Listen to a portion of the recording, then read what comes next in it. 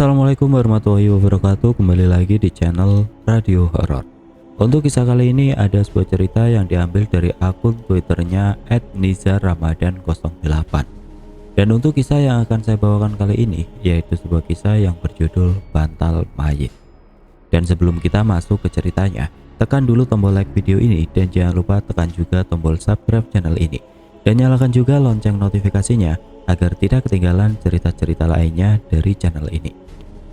Dan buat teman-teman yang pengen membaca langsung ceritanya, nanti silahkan saja kunjungi linknya yang nanti akan saya sertakan di kolom deskripsi. Dan seperti apa untuk kisah kali ini? Langsung saja kita masuk ke ceritanya. Cerita ini saya dapatkan ketika saya mendatangi acara tahlil rutin tahunan almarhum mbah saya beberapa saat yang lalu. Sebut saja namanya Ferdi. Ia adalah teman bermain saya saat berada di rumah mbah waktu masih kecil. Bekerja di luar pulau membuatnya jarang sekali pulang ke kampung halamannya. Namun nasib kurang baik menimpannya. Ia diputus kerja oleh tempat kerjanya saat kasus C19 masih ganas-ganasnya. Dan untungnya tabungannya cukup untuk membuka sebuah usaha roti bakar di dekat rumahnya. Obrolan kami tentu saja ngalor ngidul, bertukar cerita mengenai pengalaman, pekerjaan dan ujung-ujungnya soal hal gaib. Ferdi mengaku bahwa ketika masih SMP, ia pernah membuat ulah yang dari ulahnya tersebut, satu dusun menjadi geger pada waktu itu. Kejadian waktu itu dinamai bantal mayit. Ferdi mengaku bahwa sudah cukup lama ia memendam cerita ini, karena kisah dari kejadian itu adalah sebab dari kelakuan usil dan penasaran masa remajanya. Untuk mempermudah mendengarkan, saya akan menceritakan melalui sudut pandang Ferdi.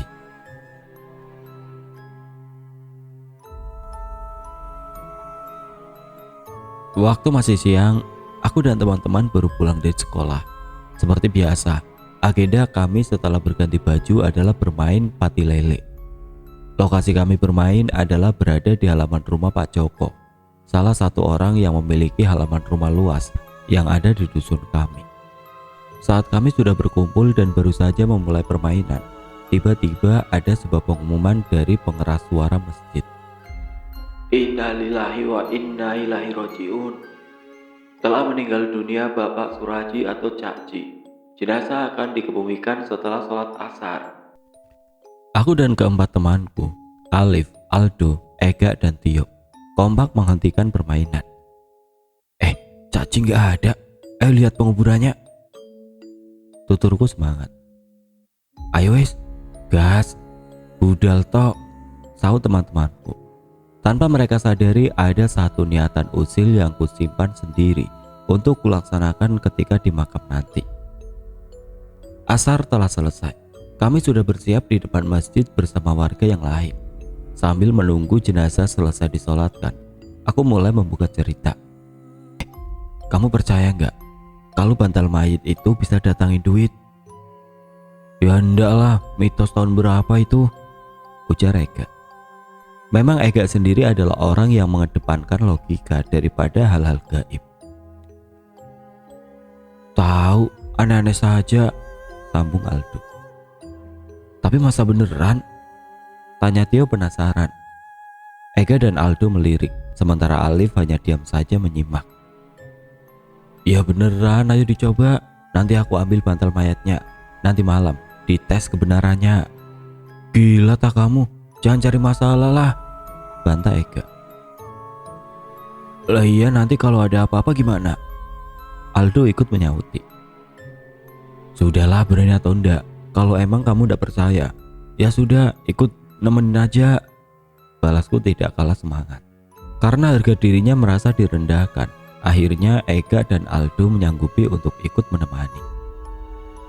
Jadi begini, nanti gumpalan bulatan tanah liat yang buat bantal mayitnya tak ambil. Malamnya jam 8, ayo kumpul di pos. Aku mau nyoba ajaran dari guruku. Mereka tidak menjawab, juga tidak membantah. Rupanya ada rasa penasaran sekaligus gengsi karena tidak ingin dicap penakut olehku. Setelah itu jenazah sudah selesai disolatkan dan diberangkatkan. Kami mengikuti iring-iringan menuju makam. Sebelum jenazah akan dimasukkan ke dalam liang lahat, aku berpura-pura membantu proses pemakaman. Mulai dari menurunkan jenazah ke liang lahat sampai penguburannya. Saat aku menutup jenazah dengan dinding bambu, aku mengambil buntalan tanah liat yang menjadi bantal mayitnya. Tanpa ada yang melihat keanehan, prosesi pemakaman pun berjalan seperti biasa. Baru sepulang dari makam, kutunjukkan pada teman-temanku bahwa aku berhasil mengambil bantal dari jenazah Cak Ji. Sekarang mari pulang, nanti jangan lupa kumpul di pos jam 8 malam. Kami menyanggupi kemudian berpencar menuju rumah masing-masing. Sepanjang perjalanan pulang sebenarnya aku ragu akan niatanku ini. Kok jadi takut sendiri gini ya? Batinku dalam hati. Namun sungguh rasa gengsiku saat itu terlampau lebih besar daripada rasa takut yang membayangi. Sesampainya di rumah, kuletakkan bantal mayit tadi di bawah pohon nangka, samping rumah agar tidak terlalu mencolok. Saat mandi sekalian nyuci baju bekas masuk kuburan tadi, aku mencium bau seperti pandan yang lumayan menyengat. Padahal ibu dan ayah tidak pernah menanam tumbuhan pandan di sekitar pekarangan rumah. Di saat aku terdiam sejenak mencium bau pandan tersebut, mendadak pintu kamar mandi digedor dari luar. Kalau mandi jangan lama-lama, sudah mau surup itu loh, segera sholat maghrib. Suara ibu dari luar. Bu, jangan membuat terkejut gitu, kenapa? Balasku dengan nada agak tinggi. Namun tidak ada balasan suara dari arah luar. Tanpa pikir panjang, akhirnya segera aku selesaikan mencuci baju dan mandiku. Azan maghrib berkumandang. Saat itu aku lebih memilih untuk beribadah di rumah daripada di masjid. Meskipun jarak antara rumah ke masjid cukup dekat. Karena setelah selesai sholat, aku mempersiapkan barang-barang yang akan aku bawa ke pos nanti malam. Barang seperti dedupaan, minyak serimpi dan batok kelapa sudah tersiap di bawah tempat tidur. Bagi yang penasaran mengapa aku memilih barang-barang seperti itu, karena aku mengikuti salah satu perguruan bela diri di desa seberang. Yang mana dalam prosesi pendewasaan diri nantinya, aku baru sadar bahwa hal yang kulakukan saat itu benar-benar sudah menjadi perbuatan yang salah di mata agama dan norma. Setelah dirasa cukup, aku menuju dapur untuk makan malam. Di sini aku kembali mencium bau aroma pandan. Kali ini lebih menyengat, namun kuyakinkan diri dengan prasangka mungkin saja tetangga sedang memasak pandan, sehingga aromanya sampai ke rumahku. Sehabis makan, kulanjutkan dengan sholat isya. Setelah selesai dan sambil menunggu waktu, aku pun membuat kopi. Ketika sudah mendekati jam 8, aku pamitan kepada ibu. Akan pulang lebih larut karena akan ikut begadang di pos ronda. Ibu hanya berpesan jangan pulang terlalu larut, karena ibu takut bila harus di rumah sendirian setelah ada tetangga yang meninggal. Mengingat bapak juga pasti ikut tahlil dan juga begadang di rumah almarhum Cak Ji. Agar ibu tidak rewel, aku iakan saja ucapan dari beliau. Setelah itu aku berjalan menuju ke pohon nangka tadi. Kucek bantalan lemah mayit tadi. Ada sedikit aroma pandan di sekitarnya. Kucium gumpalan bulat dari tanah liat itu, tidak berbau. Sebenarnya ada perasaan sedikit merinding pada waktu itu, namun karena ada misi yang harus kulakukan, maka hal-hal tersebut aku sebut sebagai pembawaan biasa saja. Saat menuju ke pos ronda, malam itu nampak berbeda. Hawanya dingin mencekam, sangat jarang sekali ada aktivitas orang di luar rumah, walaupun tahlilan Cak Ji sudah selesai. Memang dusunku ini jarak rumah antar tetangga berbeda-beda. Ada yang dekat satu rumah dengan yang lain, ada pula yang dipisahkan oleh kebun. Pos rondanya sendiri berada sedikit berdampingan dengan gapura dusun. Di belakangnya terdapat deretan pohon bambu yang rindang. Sedangkan di depannya adalah kebun warga yang biasa digarap oleh almarhum Cak Ji. Almarhum memang selain menjadi tukang becak, beliau juga bekerja serabutan. Salah satunya adalah dengan menggarap kebun dan memperbaiki atap rumah yang bocor. Almarhum juga memiliki kepribadian yang baik di mataku dan masyarakat luas. Sayang kebaikan almarhum tercoreng oleh ulah usilku dan kawan-kawan. Pos ronda sudah dekat. Terlihat di sana Ega, Aldo, Alif dan Tio sudah duduk bersila di pos. Tak kira gak jadi.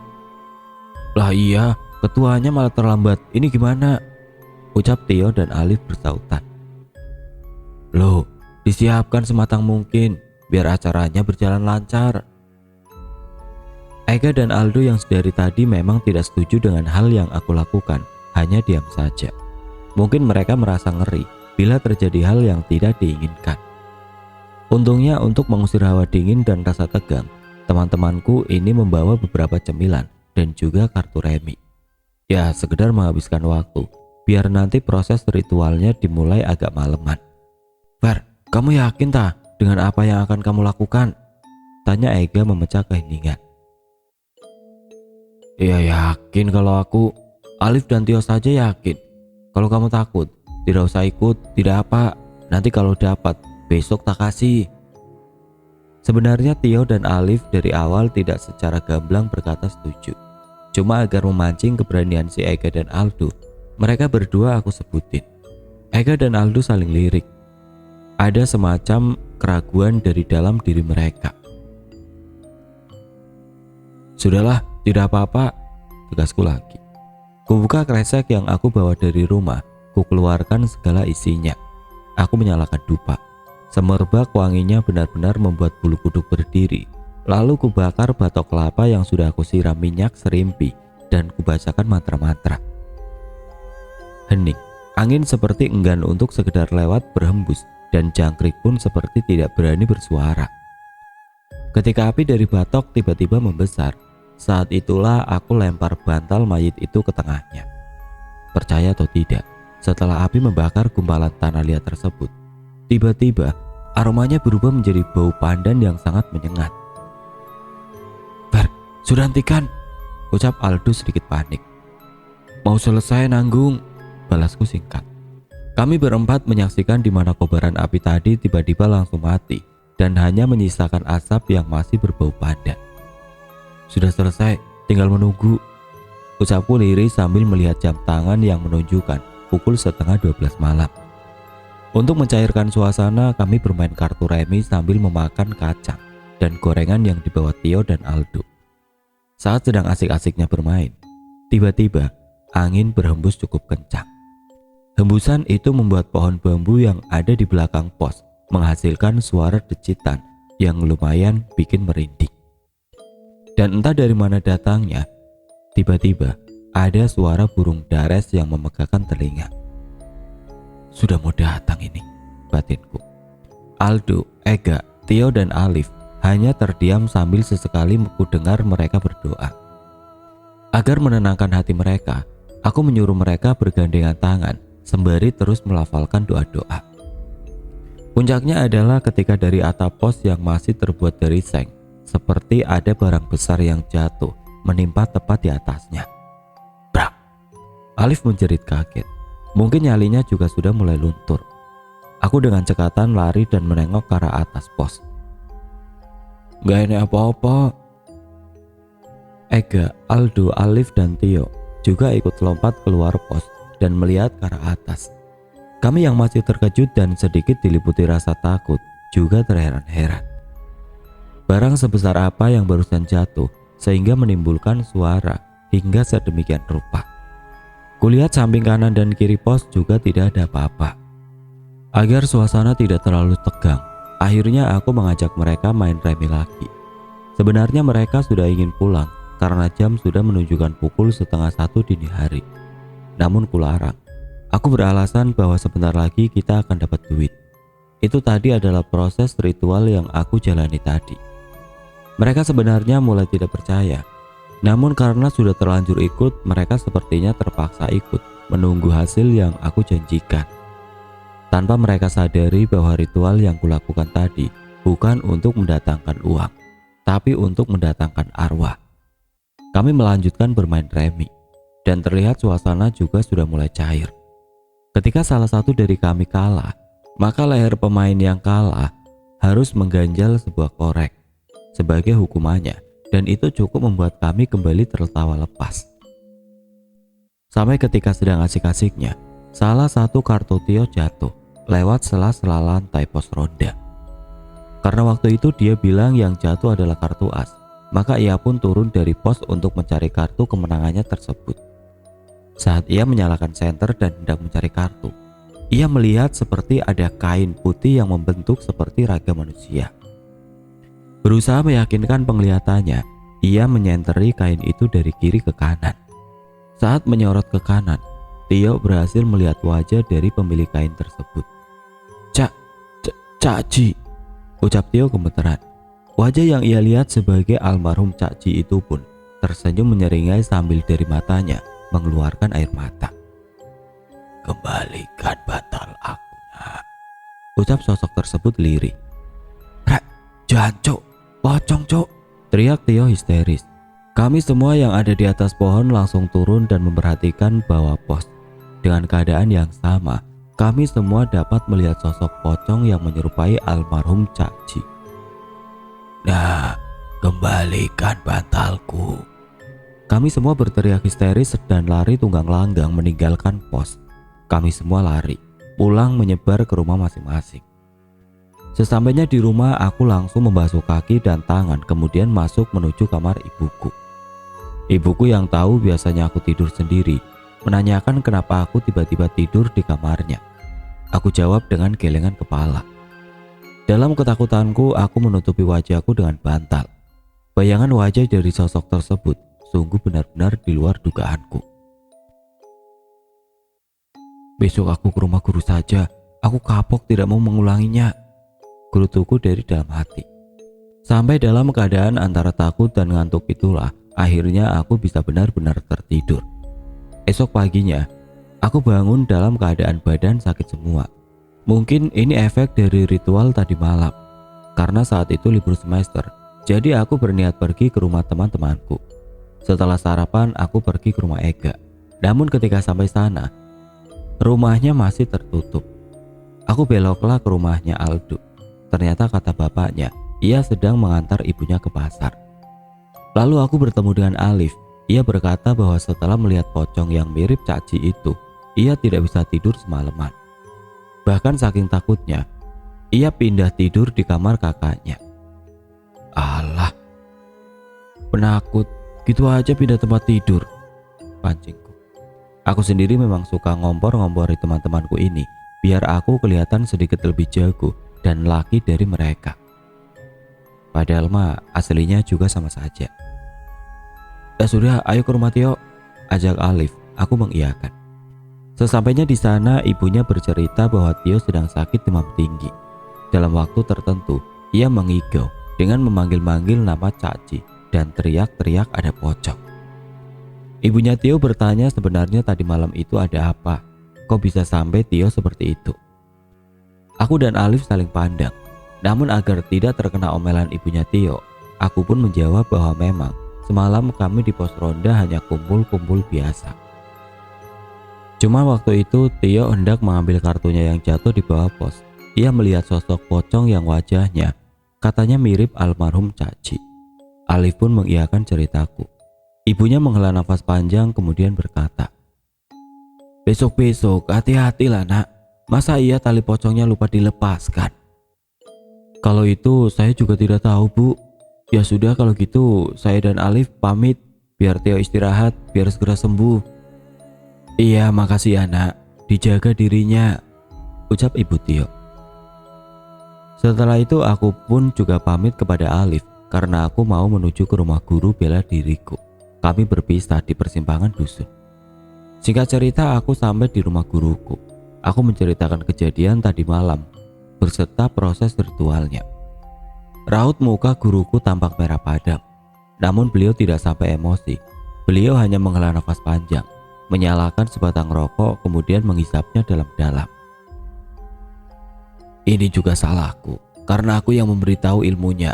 Yang sudah biarlah, kita tunggu sampai 7 hariannya. Setelah itu kita selesaikan semuanya. Aku hanya menunduk, tanpa sadar air mataku juga menetes. Aku sadar aku telah salah. Sekarang pulanglah, beritahu keluarga dan teman-temanmu, jangan sampai keluar rumah di atas jam 9 malam, pesan guruku. Aku mengangguk tanda paham apa yang beliau pesankan.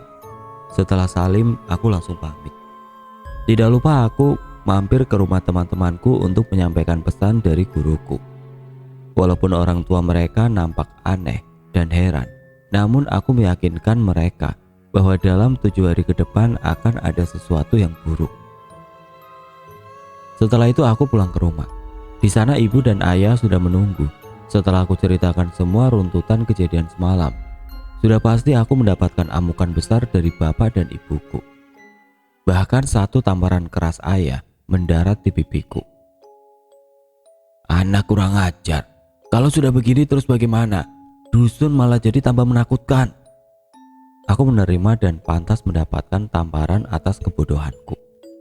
Aku hanya berkata bahwa guru akan membantu setelah lewat acara 7 hari tahlilannya almarhum. "Selesaikan apa yang sudah kamu mulai. Ketika semua sudah selesai, keluarlah dari perguruan itu." Aku mengangguk. Memang aku juga sudah kelewat batas dan kejadian ini juga benar-benar mengubah hidupku. Siang berganti sore, sore berganti malam, hingga tiba saatnya acara tahlil di rumah almarhum Caci. Aku ikut sebagai salah satu cara penebusan dosaku untuk almarhum karena sudah berbuat tidak benar.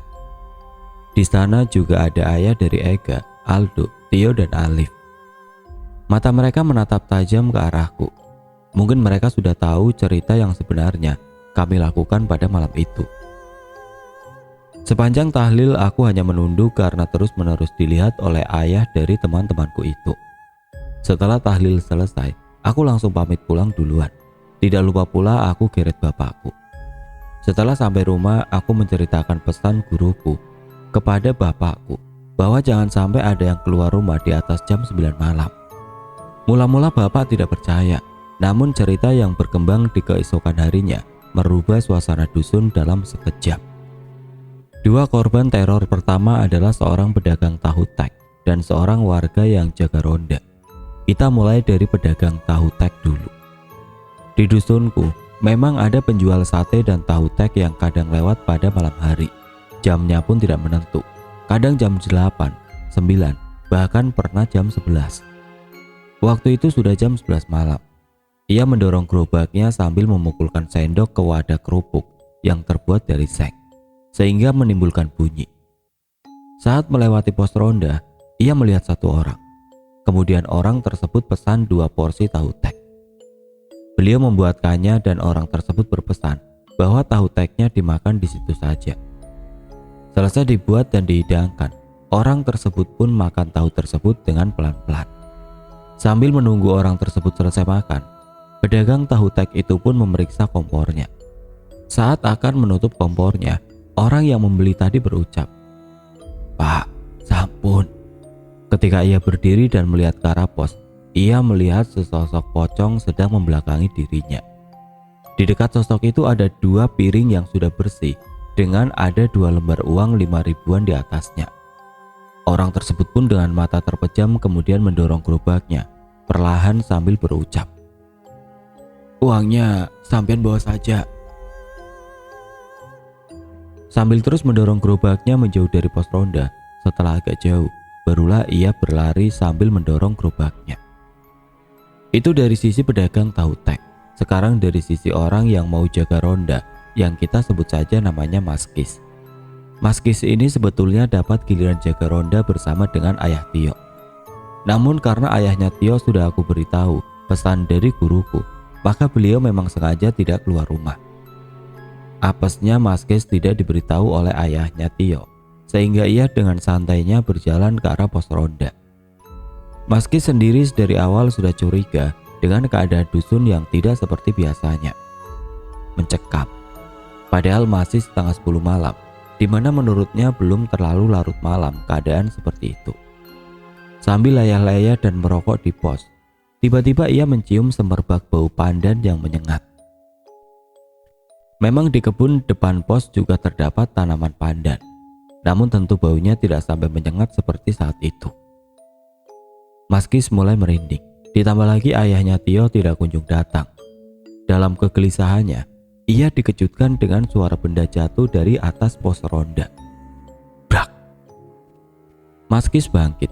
Ia melihat dan mencari barang sebesar apakah yang jatuh itu. Sampai ketika ia melihat bawah pos, Mas Kis melihat sama persis apa yang Tio lihat pada waktu kemarin malam, yaitu sosok pocong dengan wajah menyerupai Cak Ji, dengan seringnya senyumnya dan air mata yang tumpah dari kedua bola matanya. "Kis, bantalku mana, Kis?" ucap sosok tersebut. Mas Kis pun seketika pingsan, dan saat sadar hari sudah pagi dan ia berada di rumah Pak Joko, orang yang rumahnya dekat dengan pos ronda. Setelah Mas Kis bercerita kepada Pak Joko dan juga istrinya, maka gemparlah di dusunku. Berita mengenai sosok pocong yang mirip almarhum Cak Ji menyebar di mana-mana, bahkan sampai ke dusun sebelah. Yang lebih apes lagi adalah sosok tersebut sudah mulai mengetuk-ngetuk pintu rumah warga. Orang yang pertama kali membuka ketukan pintu itu ialah Busum. Waktu itu jam 12 malam, ia terbangun karena haus. Ia di rumah sendiri karena suaminya yang kerja shift malam di pabrik memang biasanya pulang waktu setelah azan subuh. Saat akan menuju dapur, ia mendengar pintu depan diketuk dengan nada ketukan yang berbeda. Tak, tak, tak. "Siapa?" tanya Busum. Tidak ada jawaban, namun ketukan itu terus ada. Mungkin tetangga, pikir Busum. Saat membuka pintu itulah wajahnya berhadapan langsung dengan wajah pocong yang menyerupai wajah Cak Ji. "Sum, bantalku mana, Sum?" Seketika pingsanlah Busum saat itu juga. Ketika suaminya pulang, ia heran kenapa pintu rumahnya terbuka, dan begitu didekati, ia terkejut melihat istrinya tidur di depan pintu rumah. Saat berusaha untuk disadarkan, Busum terbangun dan menjerit dengan keras, serta memeluk suaminya erat-erat. Setelah diberi air minum dan sedikit agak tenang, barulah Busum cerita bahwa ia baru saja melihat sosok pocong yang wajahnya mirip almarhum Cak Ji. Sontak setelah beberapa kejadian penampakan tersebut, dusunku menjadi sangat hening dan mencekam setelah diadakannya tahlil di rumah almarhum Cak Ji. Bahkan beberapa rumah juga mendapat teror ketukan yang diyakini diketuk oleh sosok pocong tersebut. Hingga akhirnya warga yang pernah melihat sosok pocong itu menafsirkan kejadian di luar nalar tersebut. Karena setiap kali sosok itu muncul, ia akan selalu mengucapkan hal yang sama. "Di mana bantalku?" Sehingga bisa diambil kesimpulan bahwa ada yang usil waktu penguburan jenazah almarhum Cak Ji. Warga pun mencari tahu dari mulut ke mulut mengenai siapa saja yang pertama kali melihat sosok ini. Dan sudah bisa diduga bahwa kami berlimalah yang menjadi kunci akan kehadiran sosok itu. Dan atas petunjuk dari keempat temanku lah, akhirnya Pak Kadus datang ke rumah. Beliau menanyaiku perihal rangkaian kejadian teror pocong belakangan ini. Dan aku pun mengiyakan semua pertanyaan beliau. "Mohon maaf yang sebesar-besarnya, Pak, saya hilaf." Pak Kadus tentu saja marah. Bapak yang berada di sampingku pun hanya diam saja. Kata bapak setelah itu, aku harus bertanggung jawab dengan perbuatan yang sudah aku lakukan. "Terus bagaimana solusinya? Orang-orang sudah takut semua karena ulahmu," tanya Pak Kadus dengan nada tinggi. "Menunggu 7 hariannya, Pak. Nanti saya sama guru yang akan menyelesaikan." "Ya sudah, saya pegang ucapanmu. Kalau sampai tidak tuntas, kamu akan saya laporkan ke polisi," tegas Pak Kadus. Setelah memarahi begitu, beliau langsung pamit mundur diri kepada bapak dan ibu. Ibu sempat menangis karena mengira aku akan dipenjara. Namun aku meyakinkan ibu dan bapak bahwa aku dan guruku bisa menyelesaikan ini semua. Hari berlalu. Teror pocong yang menyerupai sosok Cak Ji pun kian meresahkan. Isu terbaru saat itu mengatakan bahwa sosok tersebut pulang ke rumah almarhum dan menampakkan wujudnya di depan istri dan anaknya sambil menangis, meminta bantalnya kembali. Aku ingat hari itu adalah hari ke-6 acara tahlilan Cak Ji. Aku tidak berani ikut tahlil semenjak Pak Kadus memarahiku. Namun aku tetap mendoakan dan meminta maaf kepada almarhum meski dari rumahku. Bapak sudah pulang dan seperti biasa setelah tahlil, suasana dusun menjadi sangat sepi. Aku sedang berada di kamar. Dan entah mengapa aku belum juga mengantuk. Padahal tadi sore aku masih sempat ikut bermain sepak bola di lapangan bersama teman-temanku yang lain. Harusnya dengan keadaan capek aku mudah untuk tidur, tapi tidak dengan hari itu. Badanku sudah kurebahkan, namun mata juga masih enggan untuk terpejam. Sampai ketika aku melihat jam dinding, ternyata sudah pukul 12:30 dini hari. Sebenarnya aku haus, namun ada rasa enggan untuk keluar kamar. Sampai tiba-tiba suasana kamar menjadi sangat hening. Hanya menyisakan suara detik dari jam dinding. Dan entah dari mana datangnya, muncul bau pandan yang sangat menyengat. Aku hafal betul bau ini, bau kemunculan sosok pocong. Aku menutupi diri dengan selimut sambil banyak-banyak beristighfar. Namun tiba-tiba aku mendengar jendela kamar seperti terbuka. Brak! Aku kaget bukan main. Saking kaget dan takutnya sampai-sampai mataku mengeluarkan air mata. Aku memberanikan diri untuk melihat apakah benar jendelaku terbuka. Dan memang benar saja, jendelaku memang terbuka lebar. Namun bukan itu saja, melainkan ada hal lain yang sampai saat ini akan aku ingat sepanjang hidupku. Ya, sosok pocong itu ada di sana. Dia berdiri tegak, kainnya kotor kumal, baunya menyeruak, aroma pandan yang kadang diselingi aroma bangkai. Wajahnya hitam, sorot matanya memerah seakan-akan ada rasa amarah yang begitu besar terhadapku. "Kembalikan bantalku," ujar sosok itu, namun kali ini dengan nada kasar dan serak. Iya Caci, besok saya kembalikan," balasku dengan mata terpejam. Jujur kalau diingat aku masih sangat merinding. Setelah aku mengucapkan kalimat itu, jendela seperti ditutup dalam keadaan dibanting. Brak! Aku menangis sejadi-jadinya, yang kemudian bapak datang masuk ke kamarku. Setelah menenangkanku, bapak bercerita bahwa sedari tadi ia juga merasakan hawa yang tidak enak. Kemudian bapak pergi untuk sholat tahajud. Di sela-sela sholat itulah bapak mencium bau pandan yang sangat menyengat. Teringat bahwa itu sesuatu pertanda bapak pergi ke kamarku. Namun ketika sampai di pintu kamar, bapak tidak bisa membukanya. Bahkan bapak sampai menggedor-gedor pintuku agar aku mau membukakannya. Padahal pintu kamarku tidak dalam keadaan terkunci. Bapak kemudian berdoa. Yang kemudian tiba-tiba pintu kamarku bisa dibuka. Mungkin karena bantuan dari doa bapak lah, sosok itu kemudian menghilang. "Ya sudah, bapak akan tidur di sini. Kamu lanjut tidur," kata bapak menenangkan. Akhirnya aku pun bisa tidur dengan tenang pada malam itu berkat bapakku. Esok paginya setelah sarapan, aku izin kepada orang tuaku untuk pergi menemui guruku. Karena nanti malam merupakan 7 hari kematian almarhum Caci. Sesampainya di tempat guruku, beliau rupanya sudah mempersiapkan segala hal untuk ritual nanti malam. "Kamu waktu itu melakukannya di mana?" "Di pos ronda, Bah." "Ya sudah, nanti setelah tahlil, ayo ke sana. Dan ini harus dikerjakan oleh 2 orang, aku dan kamu. Orang lain tidak boleh ikut. Sudah, sekarang pulanglah," ujar guruku. Aku pamit. Tidak lupa pula aku salim kepada beliau. Sampai rumah, bapak menyuruhku agar banyak-banyak berzikir dan menyiapkan mental untuk ritual nanti malam. "Bapak dan ibu bakal membantu berdoa dari rumah." Aku menangis. Gara-gara ulahku, mereka jadi ikut-ikutan sengsara. "Iya Pak, terima kasih banyak. Bardi bakal menyelesaikannya nanti malam." Waktu berlalu, acara tahlil sudah selesai. Setelah pamitan, aku berangkat menuju ke pos ronda. Di sana guruku sudah menunggu. "Sudah siap?" "Nggih." Guruku mengeluarkan barang-barangnya. Namun maaf, aku tidak berani mengatakan nama-nama barang tersebut karena takut nanti akan disalahgunakan. Kemudian guruku menanyakan media apa saja yang kupakai waktu itu.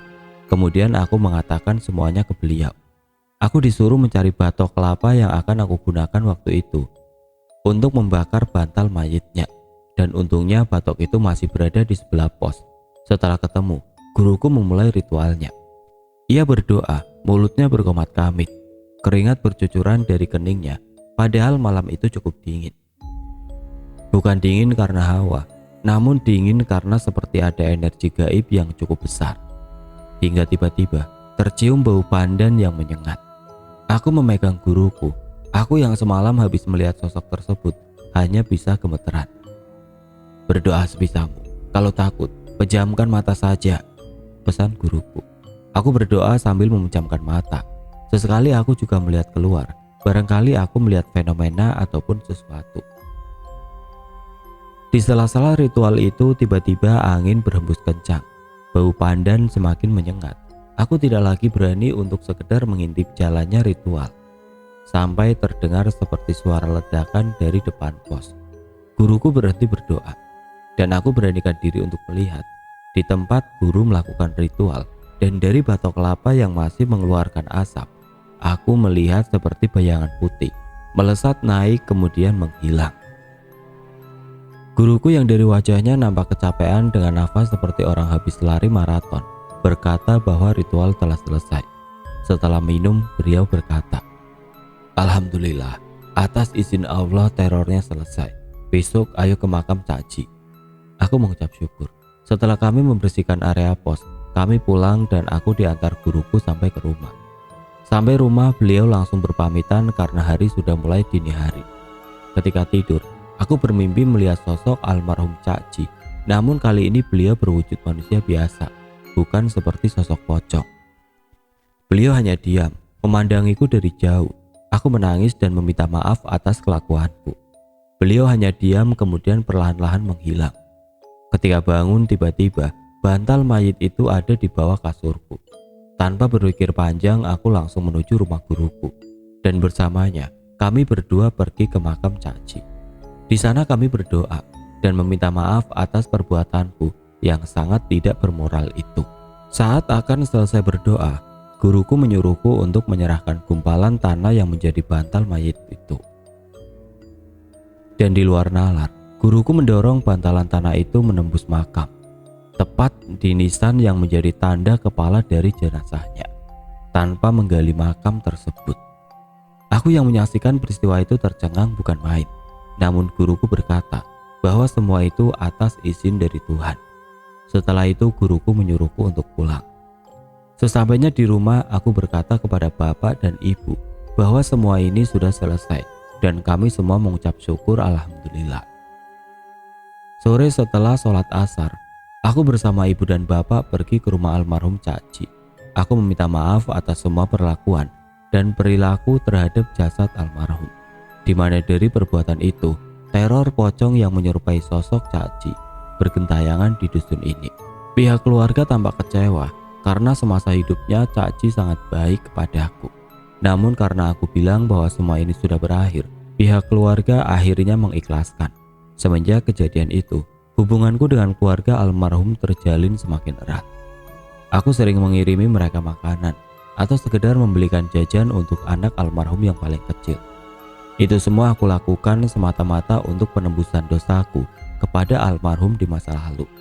Sedangkan hubunganku dengan teman-temanku malah kebalikannya. Kami seperti acuh tidak acuh selepas peristiwa itu. Bahkan Tio kini sudah tidak lagi menyapa atau membalas sapaanku ketika kami berpapasan atau sedang dalam acara yang sama. Bahkan setelah aku pergi bekerja merantau keluar pulau, dalam lamunanku, kadang aku juga merindukan teman-temanku.